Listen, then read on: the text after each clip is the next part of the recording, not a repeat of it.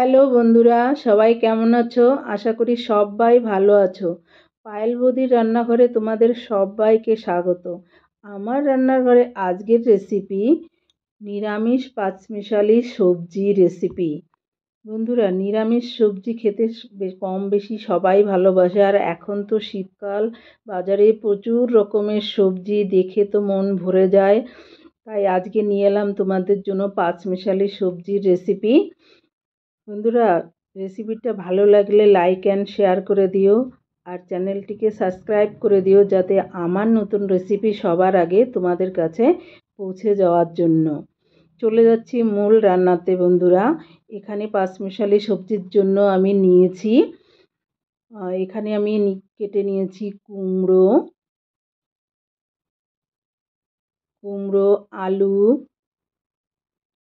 ওলকপি, কাঁচকলা,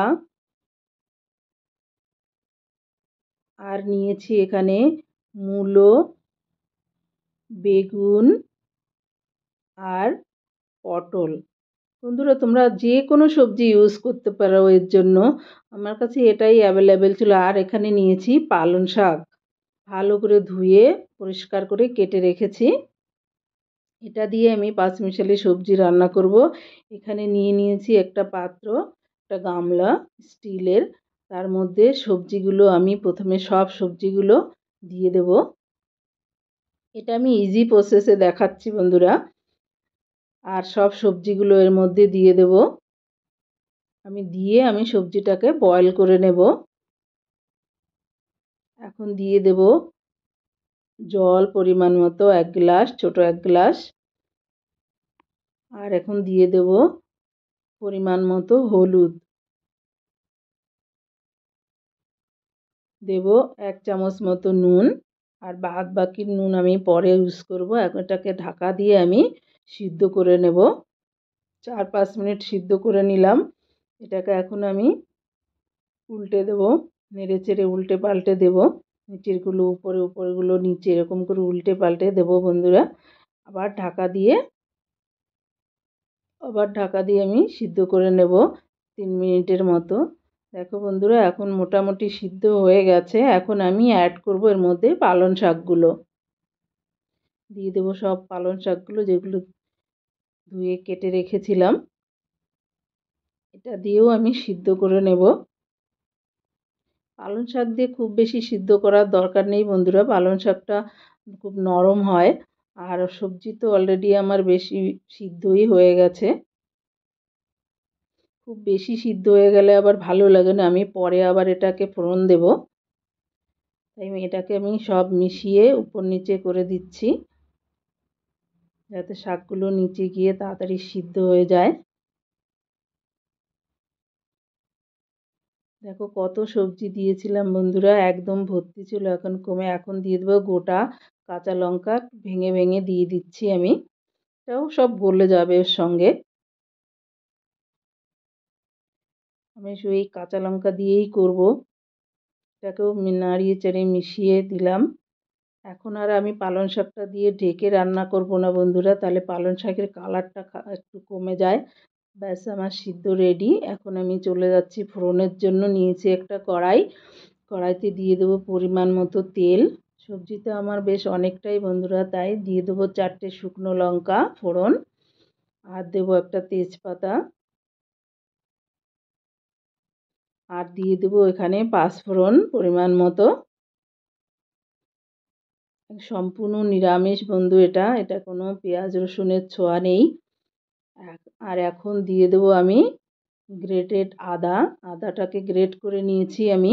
তার সবজির উপরে রসটা বের করে দিয়েছি। আর এখন আমি এই আদাটা দিয়ে দেবো। রস শুদ্ধ দিলে তেলটা সব বেরিয়ে চলে যায়, তাই এভাবেই দেওয়ার চেষ্টা করবে তোমরা। আমি তো এভাবেই দিয়ে রসটা সবজির উপরে চেপে দিয়ে রেখে দিয়েছি। আর দেখো ফোড়নটা সুন্দর হয়ে গেছে। এখন আমি সবজিটা এর উপর ঢেলে দেব। পুরো সবজিটাই আমি ঢেলে দিলাম। এই শীতের এই পাঁচমিশালি সবজিটা খেতে খুব ভালো লাগে বন্ধুরা। আর শুধু শুধুও খেয়ে নিতে পারো, যারা ডায়েট করো তারা তো খেতেই পারো। সবজি খাওয়া তো ভালো। আর এখন তো ভরপুর সবজি বাজারে, দেখলেই মনটা ভরে যায়। গেলেই মনে হয় ব্যাগটা ভরে যায়, তবুও কিনতে ইচ্ছা করে। দেব পরিমাণ মতো আর একটু নুন, আগেও আমি দিয়েছিলাম নুন। এখন নুনটাকে ভালো করে মিশিয়ে নেব। দেখো কত সুন্দর কালার এসছে বন্ধুরা, তো সবজিটায় দারুণ দেখতে লাগছে কিনা বলো।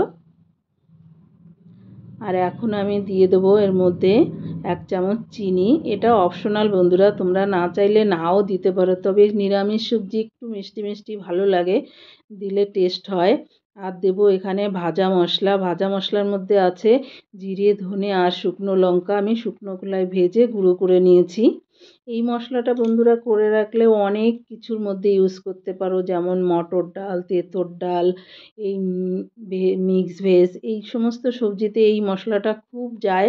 এই মশলাটা করে রাখলে অনেক কিছুর কাজ হয়, আমি তো এরকম করেই রাখি। দেখো বন্ধুরা, এখন আমি এইটা দেবো 1 চামচ মতো কর্নফ্লাওয়ার। এটাও অপশনাল, দিতেও পারো নাও দিতে পারো, তবে এটা দিলে খেতে যেমন টেস্টি হয়, তার আরও একটা কারণ আছে।